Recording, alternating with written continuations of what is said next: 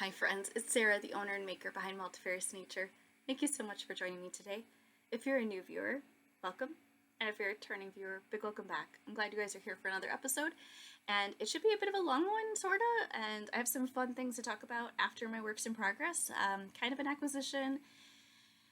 You know, if you like spinning and fiber, you'll like what I'm going to have to talk about. Or you'll at least find it interesting, I think.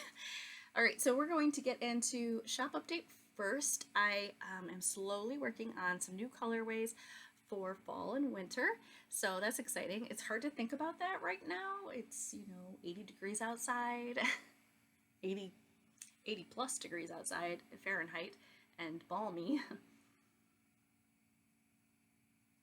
Hydrating water. Yeah. So definitely working on some fun colorways. I'm really excited about that. It's a slow progress because my Fridays have been pretty full of appointments these days, but that's all right. We are getting to it when we are able to, and I'll be excited to share with you. Speaking of sharing with you, I do not mail out, or I should say do not email out many newsletters, so I won't harass you. But if you do want to find out about anything new, like new colorways, special deals going on, I post coupon codes in the newsletter only. So if you are a newsletter subscriber, it's kind of a way I get to spoil you. I give you extra deals and things like that. So definitely make sure you sign up for the newsletter. You can do so by either letting me know you would like to be added to the newsletter. And the easiest way to do that, you could comment below, but please don't share your email below. I don't want personal information being out there like that.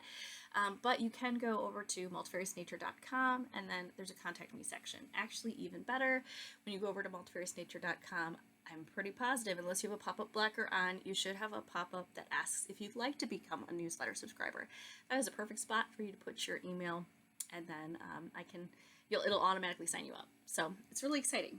So if you'd like to do that, definitely make sure you do it so you don't miss out on finding out about all the new good colorways and everything fun first. So you'll be the first to find out.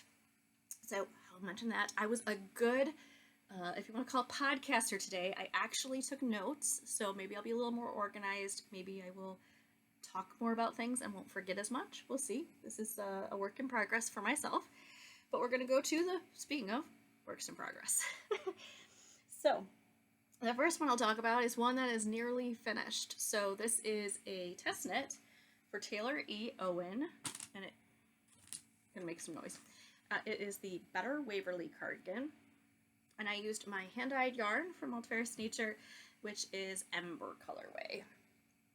I am not wearing it because, my goodness, like I said, it's 80 plus degrees here Fahrenheit. I'm wearing a short sleeve cotton dress, and I am quite comfortable. But this is 100% Peruvian Highland wool, non-superwash. It's absolutely wonderful. You can see the wonderful hand-dyed nature of the colorways. This is a perfect example of why I will dye up more of certain colorways so that I can get as many as close together as possible.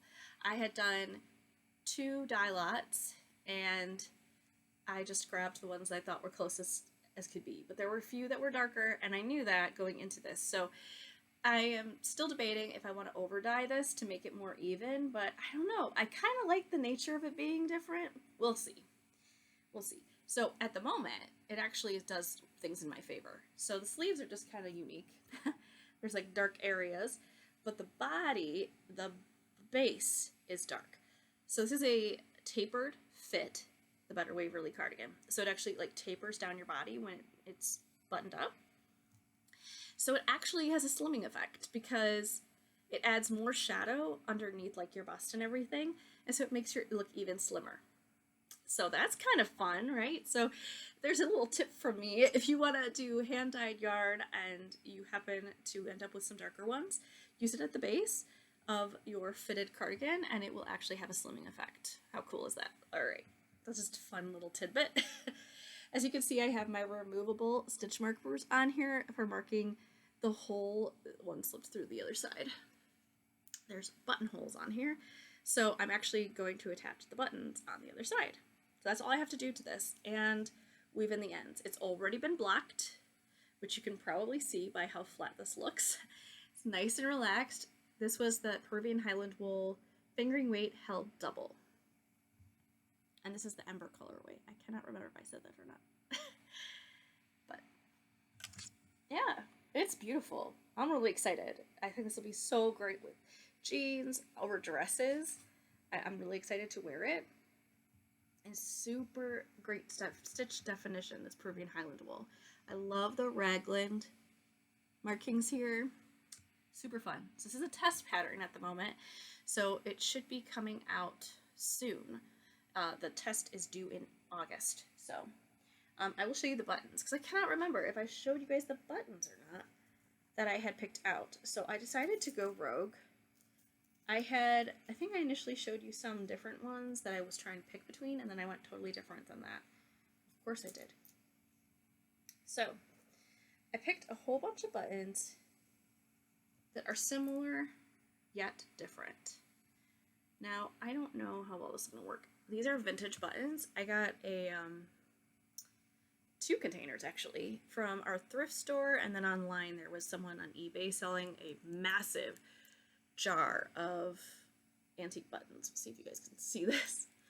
I'll try to hold some of them up. This one's one of my favorite. It's cloth, so it's fabric covered. And yes, these are browns. Most of them are chocolate browns and neutrals. So I feel like that works well. This is a really neat one. I think this might be wood. And then we have some plastic that look like wood. And this one is, I think, another wooden button. This one's wooden. Nice little texture there. This one just has a unique texture. It's interesting. And then this one is kind of like your tortoise shell, sort of. So I'm just going to kind of, in different order, put those on. And they will be consistently inconsistent, but it's kind of consistent. So that'll be fun. You know, I thought that would be fun. And I feel like I'll show you the cardigan after I get that all on there, but I think it's just going to look really fun. So I'm excited about that. That's the better way, really. It's almost done, because literally the buttons are the only thing I have to do is sew the buttons on and weave in the ends. I just, put it aside.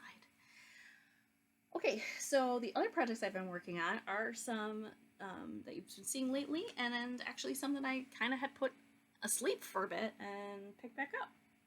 So we'll start with the ones that I've been working on lately, because you'll be very familiar with them. So there's the Mascari, which is by Marie Amelie Designs, and it's using thrift store yarn that I found at the thrift store. It was in a cone, and it's a mohair. So I've got some nice progress going on here. Let's see, where's my shoulder? So the way this works is you're going down the front, the back. Last time I checked, which is very recently, I think last week or 2 weeks. Yeah, sorry, it's been 2 weeks. Last week Happy 4th of July to those in the United States. Yeah, I just, with the holiday, I wasn't able to record, so I hope you understand. But yeah, I did a lot of knitting, and we've got, this is the front. So you work down the front, you work like a typical top down for a little bit, and then you split, and then you do the front and the back, and then but it's only a portion, and then you join in the round, if that makes sense, because it's a boxy shape. I'll show you the picture and it'll make more sense, I'm sure. So these are your shoulder area. And so we're still working down like this upper portion, right? So it hasn't gotten to the point where it's splitting for your sleeves.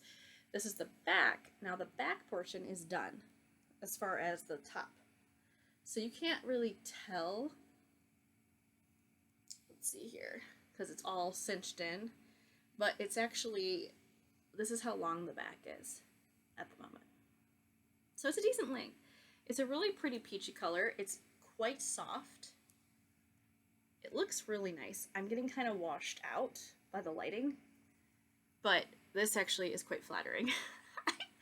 You just have to take my word for it. I'm using the natural light, but it's odd outside. There's clouds coming in and out, so we'll just see. But I think this is going to be really pretty for the winter time. I kind of like it other than a cream color. It gives you a little something extra. You can see the really pretty detailing of this V shaping that's happening because of a really easy, it's so easy, cabling design. You can really appreciate it on the back. Like there's some significance there. But I'll show you the picture here, and then it'll be really easy to see. So that's a lot of fun. I'm holding that mohair lace weight held double. And here's a picture of it from her About page on the back. So you can see it's boxy.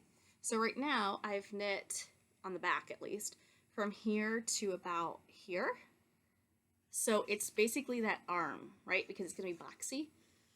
And I'm pretty sure once I finish like the body, then we're going to do the sleeves, and you work from that sleeve area down. And it's going to be these really beautiful, I think those are considered like balloon sleeves. I think that's what you call it. I'm so excited. I think this is going to be such a beautiful piece that can be worn casually, but definitely can be dressed up as well. I'm looking forward to wearing it for work, and even for like the holidays. I think this would be a really nice holiday sweater, and it's so easy to make, you guys. So easy. Really easy. And I have to say, I think there's a few spots in here that are a little confusing, because she does take into account that you probably know what you're doing a little bit. So I would say, as a first time sweater, I don't necessarily recommend it, but I mean, if you feel the call, by all means try it. But I do feel like it's probably a little more of an intermediate design, not a complete beginner when it comes to a sweater. But other than that, it is so easy and so much fun. Okay. So that is that one. That's the Muscari. Okay, next is my 2 at a time socks. I cast on another one. I think I showed you guys that. I showed you my start. I was going to say I cast on another one, but I think I showed you the start. If not, I'm pretty sure I showed you guys the start. There's no way. So I'm mid-sock. Of course I am. So I did it a little differently. The first time, I just followed the directions right away. This time, I am basically following directions. However, because I am using a contrasting contrasting heel, and I'm going to do some contrasting on the cuff. I'm limited because it is a sock set. It is Multifarious Nature Advent 2023. It is the Silent Night sock set. So I'm limited because I took my 20 gram and divided it in half. And this is the contrast color. So I divided that in half. But I wanted to make sure that I didn't, the cuff is pretty big on the sock. It's about 2 inches of cuff. And I just didn't want to not have enough for the heel. So because it's an afterthought heel, you usually do it last. So instead, I did it first.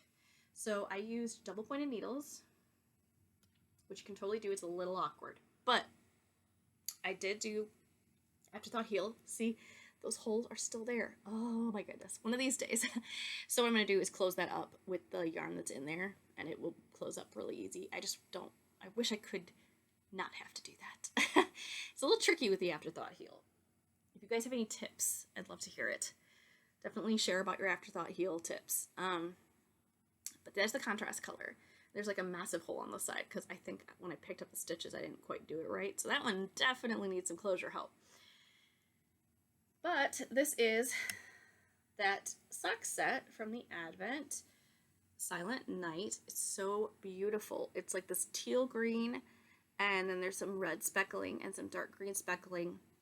And really this colorway was definitely inspired by at night, right? Christmas Eve, and you shut the lights off on your tree, and it's just that it's like it's hibernating there. And that's what this reminded me of, that. So,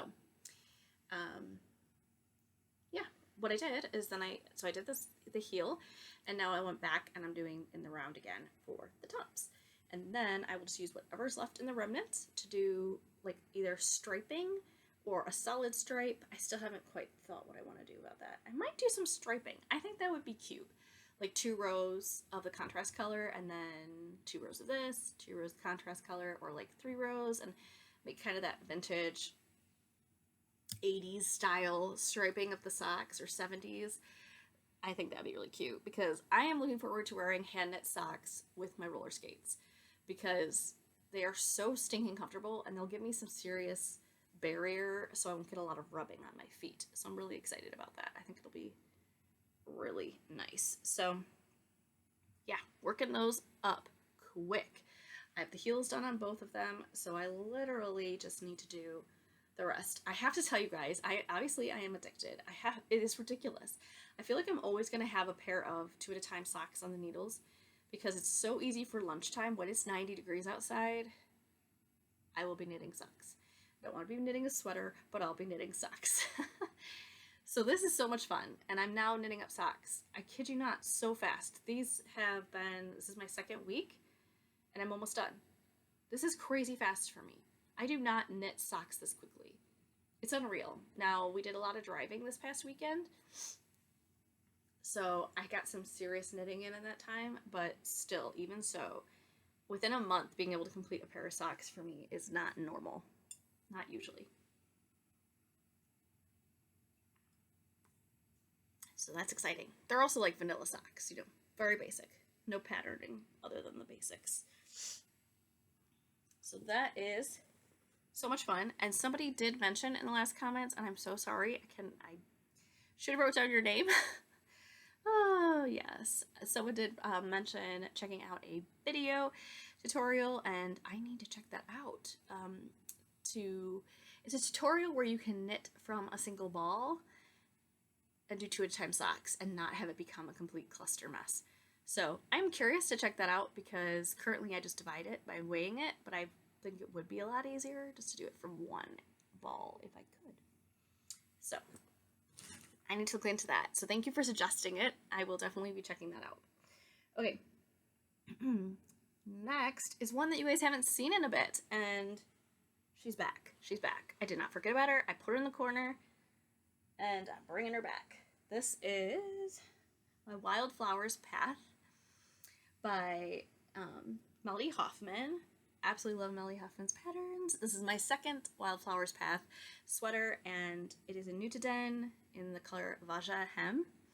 And I did, excuse me, it's being held double, and that's also being held with 2 strands of an alpaca lace, well, it's more like cobweb weight, and that just gives it more stability. I find with Nutiden, when it's in this bigger gauge, that yes, it's beautiful stitch definition, it's very lightweight. However, I feel like it grows a lot because it's so fragile. It's strong, but it's still fragile enough that it grows. So my hope is by putting that alpaca in there, it's the brown.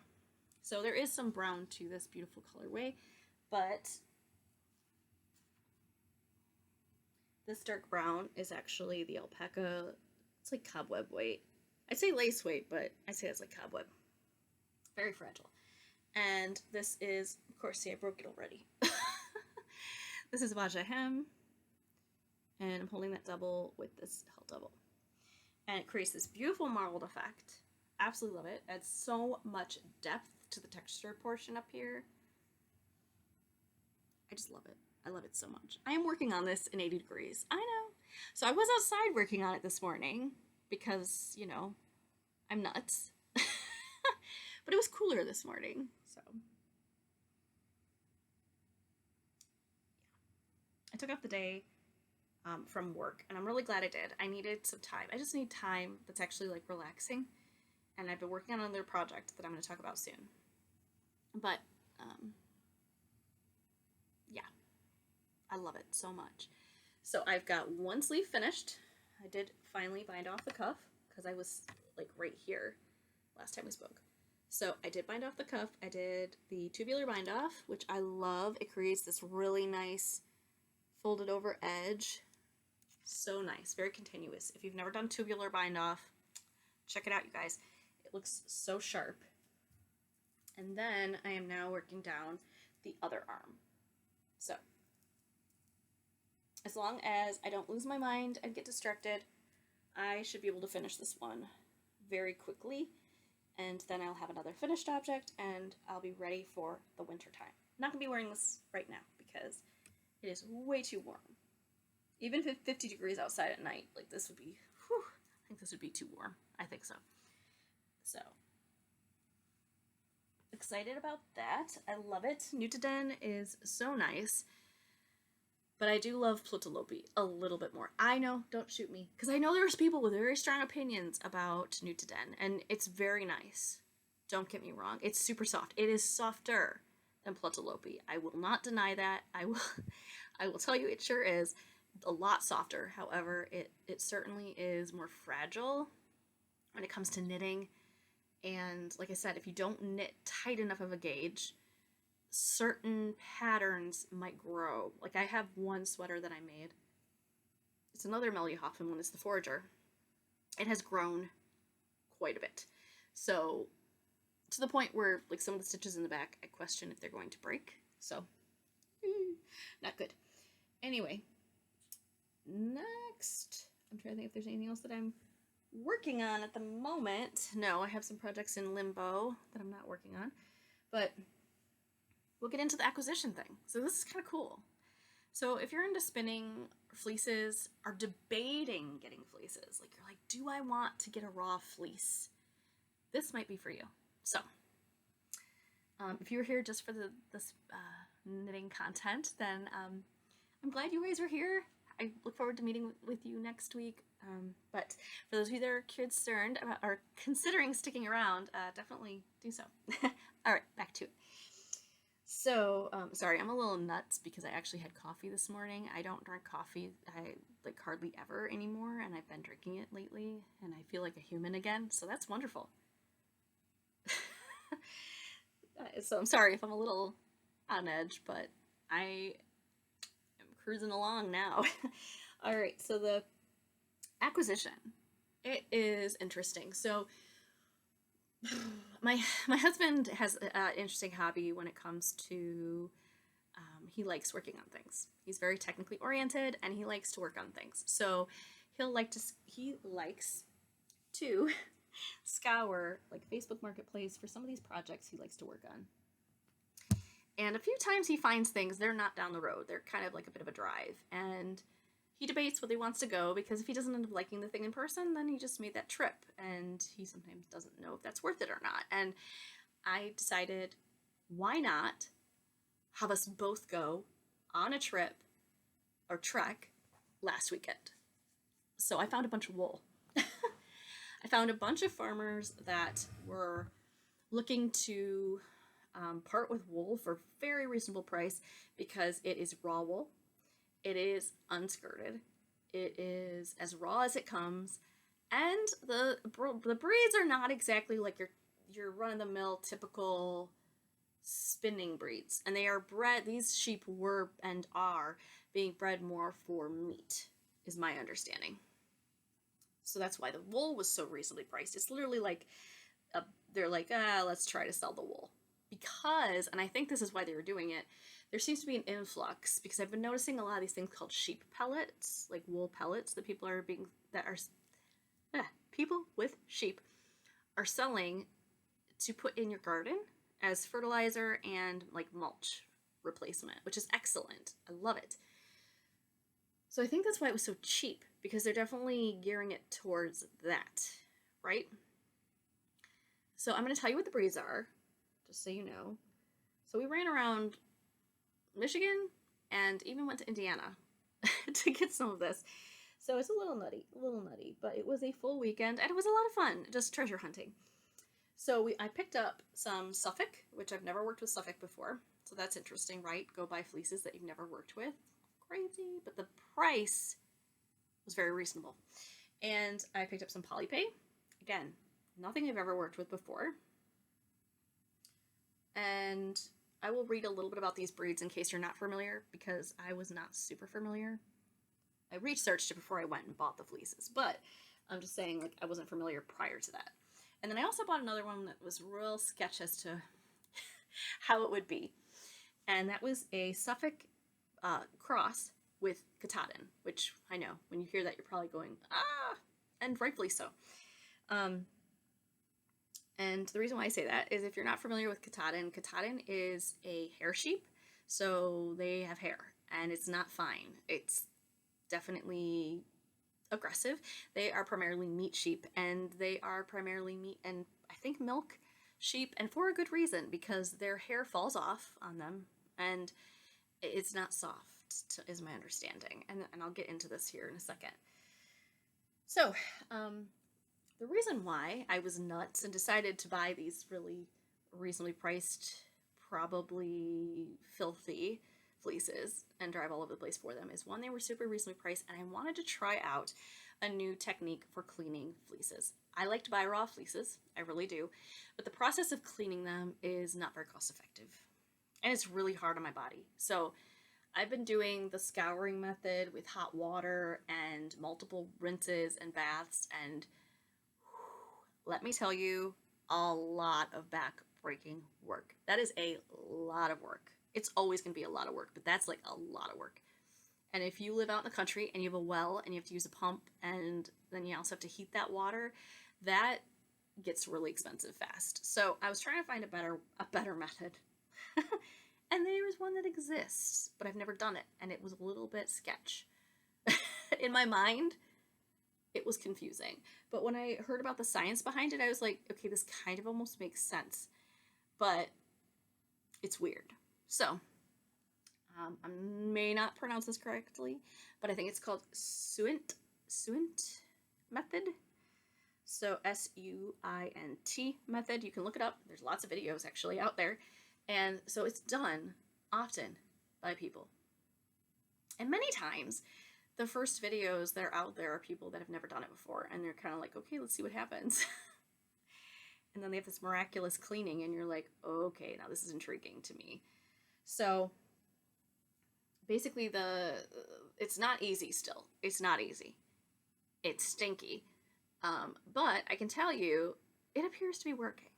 So my big process, because I took the time off, have the days off and relax, or have the days off and clean some fleeces. I am relaxing, don't get me wrong. But I also decided to actually clean some fleeces. And the first one I started that Sunday, was last Sunday, and I put it in some rainwater. That's the tricky part, right? Rainwater, or we do have well water. So I'm trying to see how that works. Put that in there, and then you let it soak for like a week. I did not let it soak a whole week. Normally you do. It totally depends on temperature. There's a lot of factors.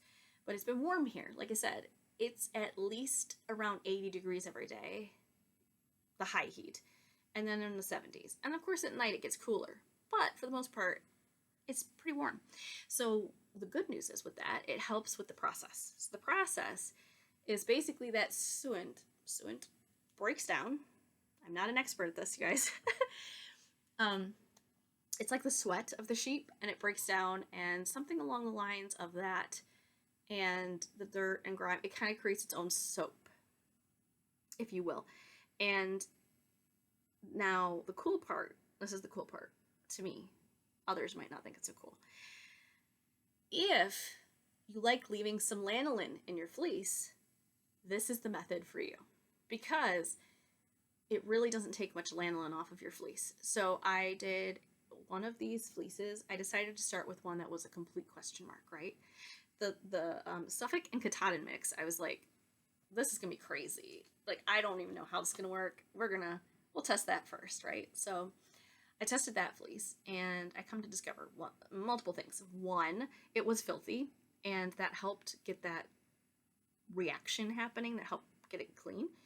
And after 3 days, I squeezed it, and I was like, wow, that looks clean. So I actually took it, put it through a rinse bath, which is, again, rainwater. So no heating, no well pump, rainwater. You do need rainwater. Or you could use hose water, that's fine, but then of course you're using your pump. So I was trying so hard not to do that, if you can help it. You also need temperature. It needs to be warm. So this is a summer activity, right? You don't want to do this in your house. It's really stinky, really stinky. If you are sensitive to stink, like basically barnyard smell at an extreme. So I think sheepy smell, but with the poop all mixed in. It's very poopy. Right? So, ooh, kind of gross. I'm not going to sugarcoat this. It looks disgusting too. But when you squeeze it and you're like, oh my gosh, it's clean. If you are someone who has scoured fleeces and it takes hours, I'm talking plural hours, where you're standing over at the pot and pulling it out and getting hot and sweaty and hurting your back. Like, this is huge. It's huge. So I pulled it all out, did the rinse, let it soak in the rinse for like, I don't know, 20 minutes or so. Squeeze that out, put it on a, like, basically a drying rack of some kind.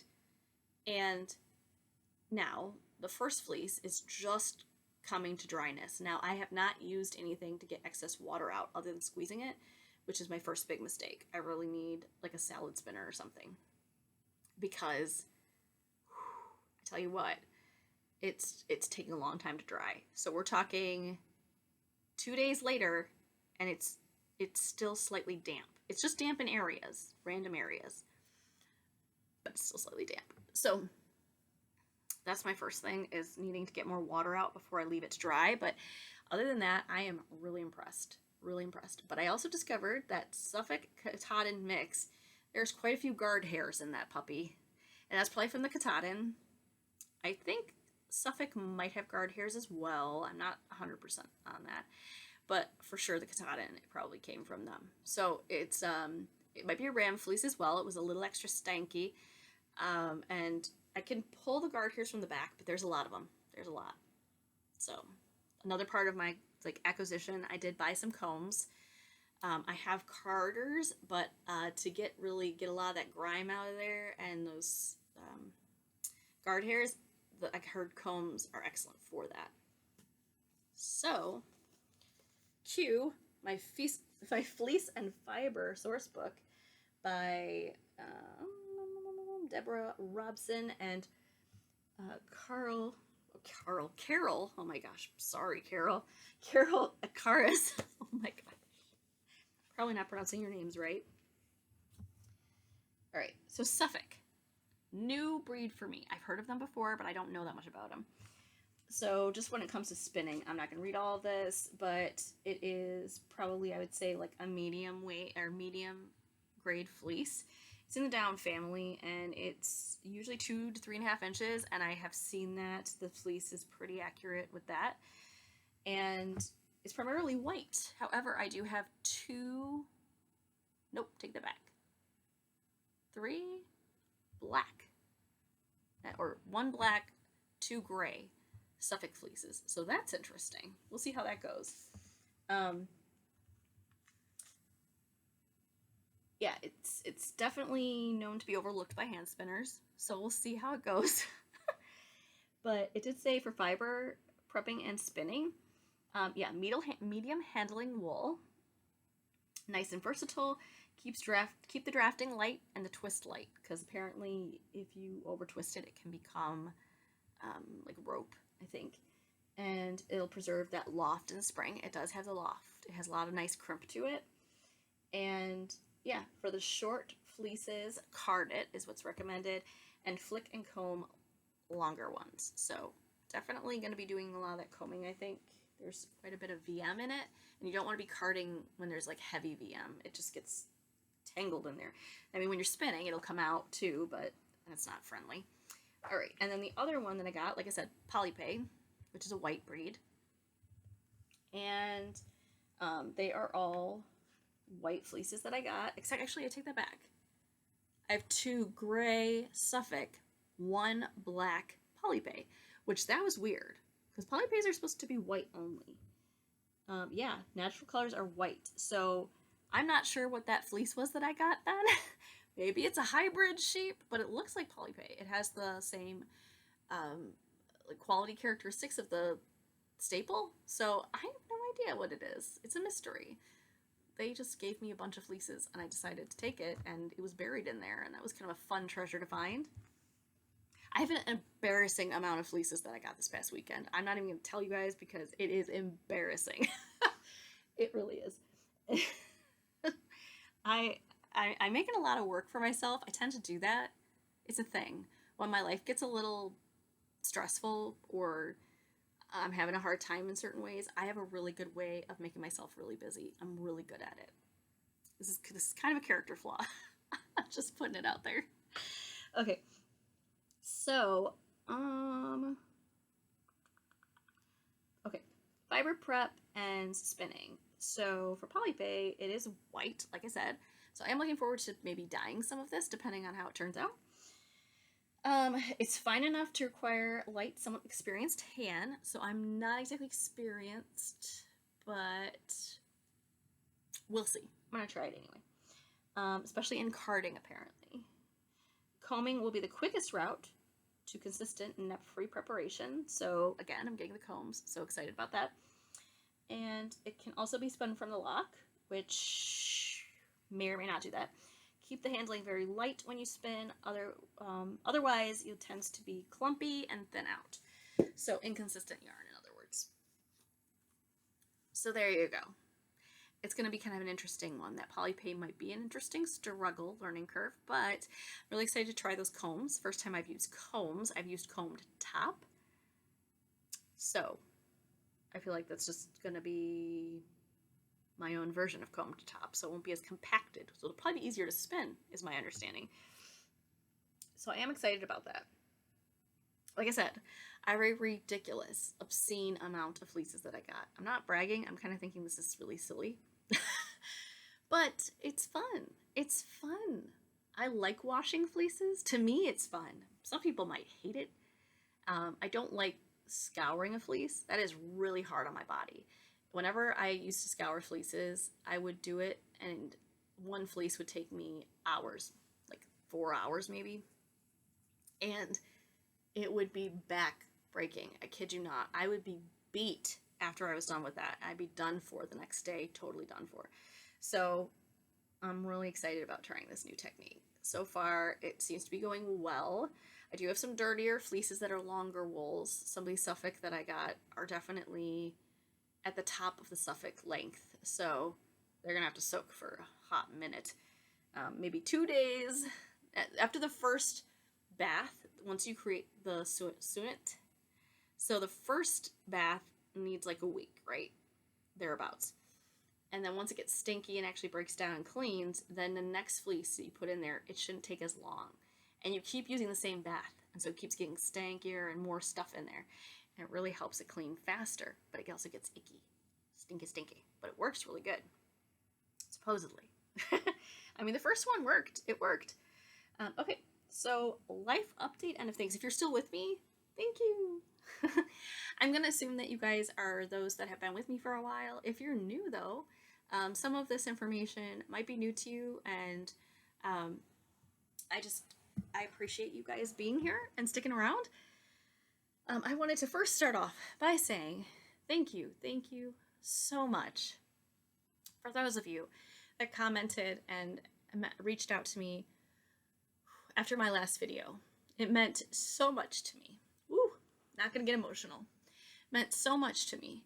The kind words and the prayers that you are putting out for my family, it means so much. After our losses, it's been difficult overall. It's, which you can imagine, this is not easy. And those kind words and prayers have meant so much to me. So thank you so much.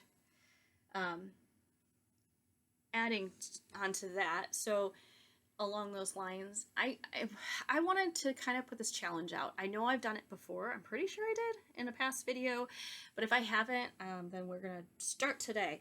I'm gonna challenge everyone that may be listening that if we could maybe make this pledge to ourselves, to others, whatever you need to do.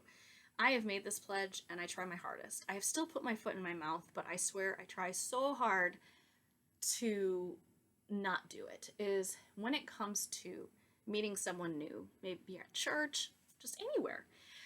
Let's make the pact to not ask someone if they have children. Can we do that? Can we support each other in that way? Because I have got to tell you, if you're someone who has not experienced a loss of a child, I'm so glad that you haven't. But I'm just saying that if you have or have struggled with, have not struggled with infertility or anything of that nature, I don't think you understand how powerful and painful that question can be for those of us that are trying to grow our family. It can be extremely painful. And the reason why I feel the need to constantly bring this back up is because I am constantly asked that question. And I know it's not asked with hate. I know it's not asked with the intention of harm, but it causes harm. It just does.